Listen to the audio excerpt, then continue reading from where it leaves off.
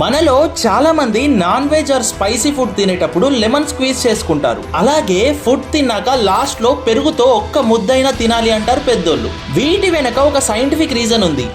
చెప్పు. మనం తినే ఫుడ్ లోని కార్బోహైడ్రేట్స్ ని బట్టి 0 to 100 blood sugar levels measure చేస్తారు.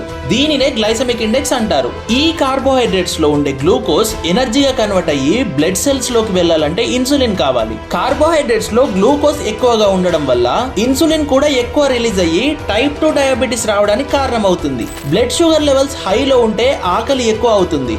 ఓవర్ ఈటింగ్ వల్ల ఫ్యాట్ పెరిగి కార్డివాస్కులర్ డిసీజ్ కూడా వస్తాయి. అందుకే షుగర్ ఉన్న వాళ్ళని GI లెవెల్స్ హైలో ఉండే white rice, sweet potatoes avoid చేయమంటారు. లెమన్ లో ఉండే సాల్యుబుల్ ఫైబర్ షుగర్ ని బ్లడ్ లోకి వెళ్ళడానికి స్లో చేస్తుంది.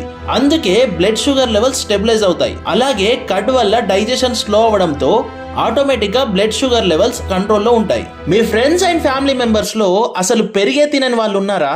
అయితే ఈ వీడియోని అర్జెంట్ గా షేర్ చేయండి.